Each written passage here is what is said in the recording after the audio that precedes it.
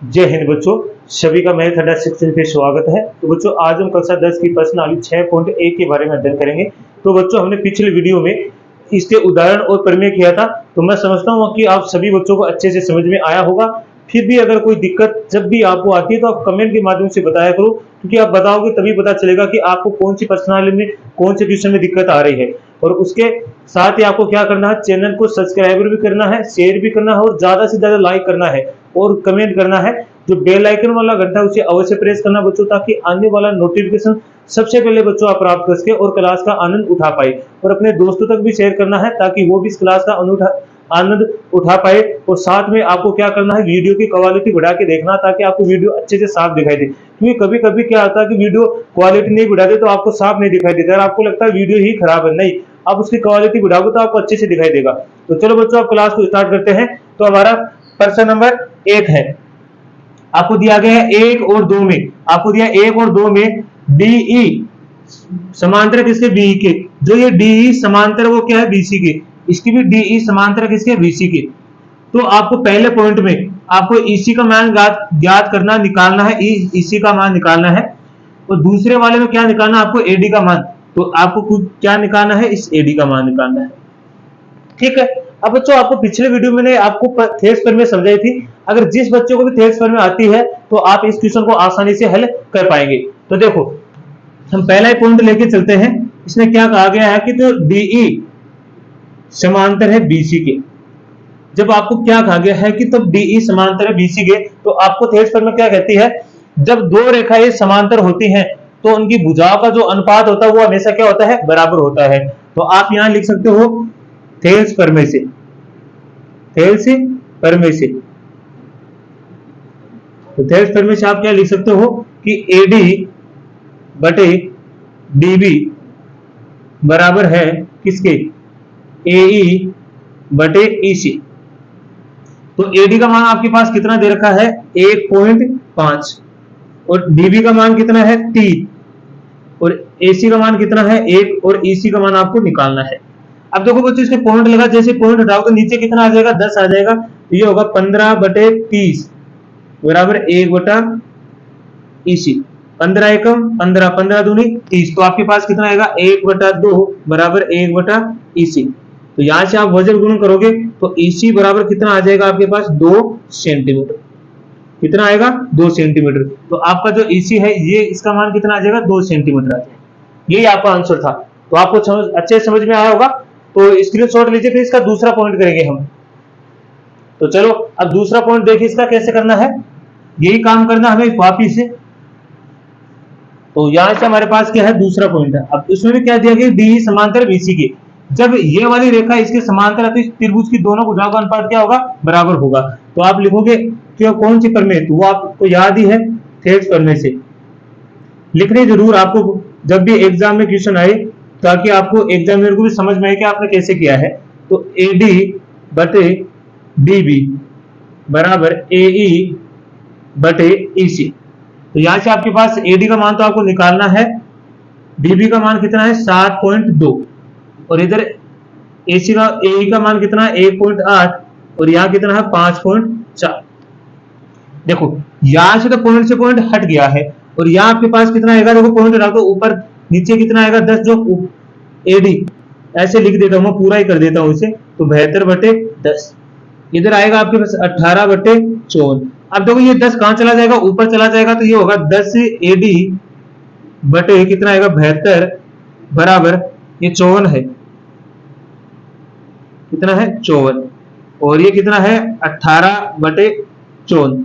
18 18 36, 18 3 54, cut गया। देखो ये भी कट रहा है, आप काटना चाहो तो इसके कितने से कटेगा, 3 दूनी 6, 1 बटे 3 चौक 12। तो आपके पास कितना बचेगा, 10, इधर आगे लिख देता हूं मैं, 10 एडी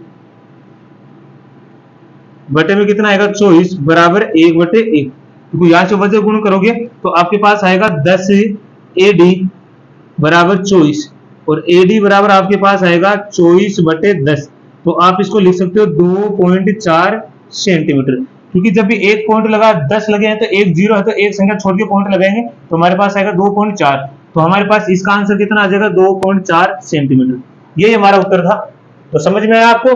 मैं आशा करता हूं कि आप सभी को ये क्वेश्चन अच्छे से समझ में आया होगा। तो इसका भी आप स्क्रीनशॉट लेंगे, फिर अगला क्वेश्चन करते हैं हम। तो चलो बच्चों अगला क्वेश्चन देखिए, क्वेश्चन नंबर 2 क्या लिखा है। किसी त्रिभुज PQR की भुजाओं PQ और PR पर क्रमशः बिंदु E और F स्थित है। निम्नलिखित में से प्रत्येक स्थिति के लिए बताएं कि क्या EF समांतर है QR के। आपको बताना कि ये दोनों रेखाएं समांतर हैं, मतलब दोनों भुजा क्या है, ये समांतर है कि नहीं, ये बता लगाना। हमें इनका अनुपात दे रखा, मतलब इनका मान दे रखा है जो त्रिभुज के भुजाएं हैं। तो सबसे पहले हम त्रिभुज बना लेते हैं, फिर आपको ज्यादा समझ में आएगा। त्रिभुज का नाम क्या है? PQR। इसने बोला कि PQ और PR पे एक तो बिंदु है E और एक बिंदु है F। ठीक है, तो आपको बताना है क्या ये दोनों रेखाएं समांतर हैं। तो यहाँ पे हमें मान दे रखा है PE का 3.9, हमें दिया गया EQ 3 सेंटीमीटर है, ये सेंटीमीटर में है सॉरी।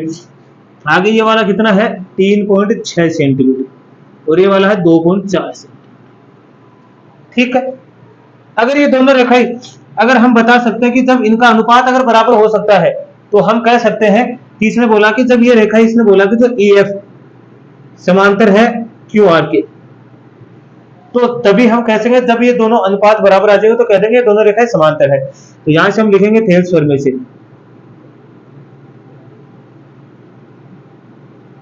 तो आप लिख सकते हो कि PE, अभी तक वैसे हम इसका यूज करें, कह नहीं रहे कि ये समांतर है, वैसे एक बार देखेंगे कि समांतर है कि नहीं है, एक बार इसका यूज करके देख रहे हैं हम, अब पता चल जाएगा हमें।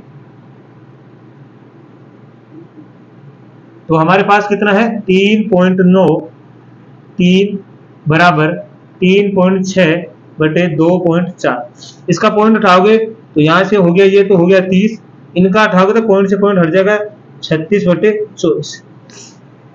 देखो ये तो कटेगा नहीं, ये तो 3 के पारे से तो कट रहा है, 3 से काट लेते हैं इसे। ये होगा कितना? 3 एकम 3, 3 तिया 9 और ये हो गया 10। इधर वाला कितना आएगा? ये कितने के 12 से पारे से 12 तिया 36 और 12 दूनी 24। तो यहां तक इधर देखोगे तो ये तो आएगा 1.3 और इधर लगाओगे तो आपके पास कितना आएगा? 1, 3 में भाग लगाएंगे तो 2 एकम 2, 1 बचे 1 में जाएगा तो कितना आएगा? 1.5। क्या दोनों साइड बराबर आई है?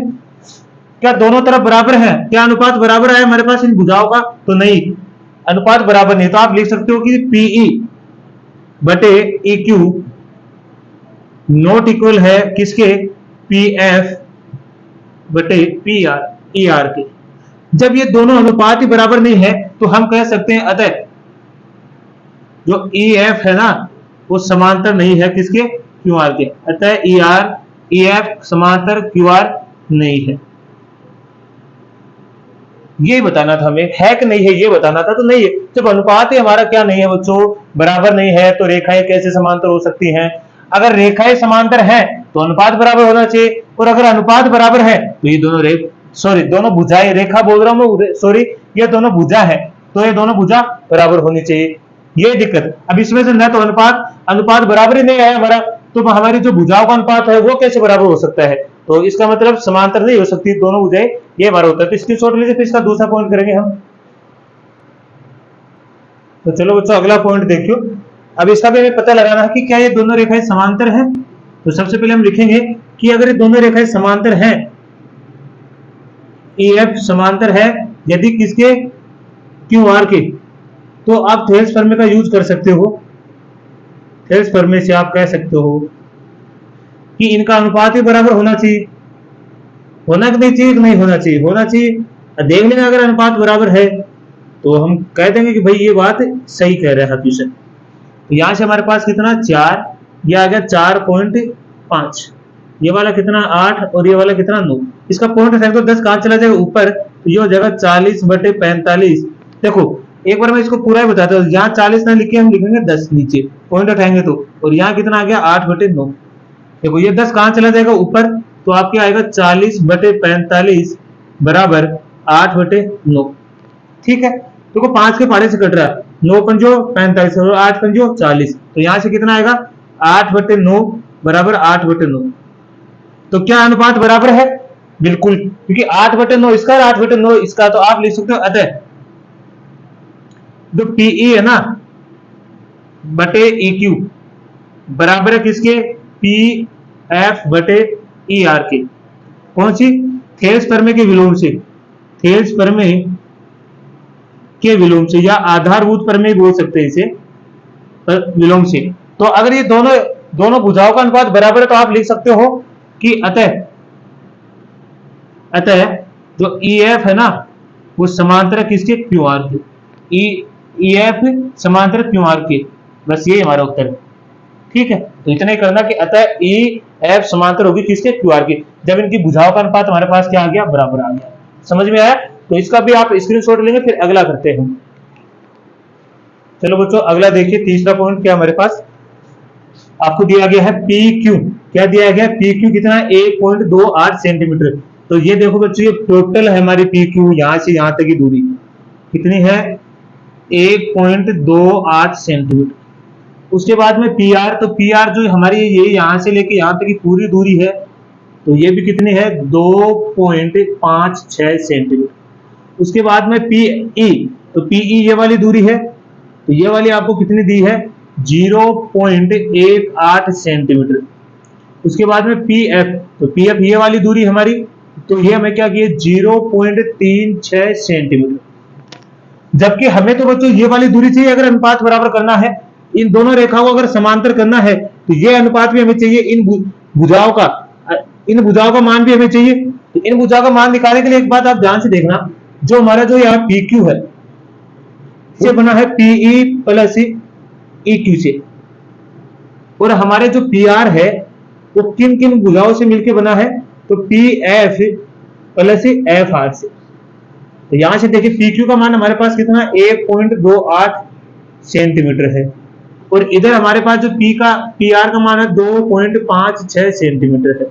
ध्यान से देखिए, PE का मान आपको दे रखा है कितना? 0.18 सेंटीमीटर प्लस EQ। इधर भी आपको PF का मान दे रखा है कितना? 0.36 सेंटीमीटर प्लस ER। देखो इस EQ का मान निकालते हैं, इसको इधर भेज दो, तो यहां से आएगा EQ बराबर 1.28 सेंटीमीटर माइनस 0.18 सेंटीमीटर। तो जैसे आप घटाओगे तो आएगा इधर से 1.1 और 0 सेंटीमीटर, और इधर से आप घटाओगे तो इधर आपके पास क्या आएगा? FR बराबर 2.56 सेंटीमीटर माइनस 0.36 सेंटीमीटर। तो आएगा FR बराबर 2.20 सेंटीमीटर। ठीक है, ये आ गया हमारा। अब देखो हमारे पास इसका मान आ गया कि इधर वाली का EQ का, ये कितना है हमारे पास? तो इधर से देखो कितना है आपके पास? 1.10 सेंटीमीटर, और इधर वाला कितना है हमारे पास? ये वाला तो 2.20 सेंटीमीटर। अब आसानी से हम कर सकते हैं, तो यहां से हम निकालेंगे तो आपको दिया गया कि जो EF समांतर किसके? QR के। ये हमें बताना कि क्या ये दोनों रेखाएं समांतर हैं। तो एक बार हम थेल्स प्रमेय का यूज करेंगे, यहां पे तो पता चल जाएगा थेल्स प्रमेय से। तो आप लिखोगे क्या? यहां से लिखोगे PE बटे EQ बराबर है किसके? PF बटे FR के। तो यहां से हम देखेंगे तो हमारे पास अनुपात कितना? 0.18 बटे 1.10 बराबर 0.36 बटे में है 2.20। देखो पॉइंट से पॉइंट हट जाएगा क्योंकि दो संख्या बाद में पॉइंट है, तो ये हटेगा, तो हमारे पास कितना आएगा? 18 बटे 110 बराबर 36 बटे कितना आएगा? 220। यहां से 0 कट गया हमारे पास, तो ये तो आ गया 18 बटे 11, और इधर देखो ये 2 के पार्टे से कट रहा है, ये आ गया 11 और ये आ गया 18 दूनी 36, 18 बटे 11। तो देखो दोनों साइड में 18 बटे 11 18 बटे 11 आ रहा है, तो इसका मतलब ये दोनों रेखाएं क्या है? समांतर है। तो अतः आप लिख सकते हो कि कौन सा अनुपात? PE बटे हमारे पास EQ बराबर है किसके? PF बटे किसके हो गया? PR के। कौन सी? थेल्स प्रमेय के विलोम से, थेल्स प्रमेय के विलोम से। थेल्स प्रमेय के विलोम से क्या कहती है कि जब दो रेखाएं समांतर है, तो इस तरह के विलोम प्रमेय क्या कहते हैं, जब दो रेखाएं, ये दोनों रेखाएं समांतर हैं तो इनकी भुजाओं का अनुपात भी क्या आएगा, बराबर आएगा। तो ये दोनों रेखा समांतर तभी तो इनका भुजाओं का अनुपात बराबर आ गया। तो अतः आप लिख सकते हो, अतः आपको लिखने की आवश्यकता भी नहीं है, लिख भी सकते हो अतः। तो ए एफ समांतर है किसके, क्यू आर के। बस यही आपका आंसर था। तो अच्छे समझ में आया ना। मैं आशा करता हूं कि आप सभी को ये प्रश्नावली अच्छे से समझ में आ रही है। तो बच्चों अगर आपको फिर भी कोई दिक्कत है तो आप कमेंट के माध्यम से अवश्य बताना। तो आज के लिए मैं इतना ही करेंगे। तो सभी को मैथ अड्डा 16 की तरफ से धन्यवाद।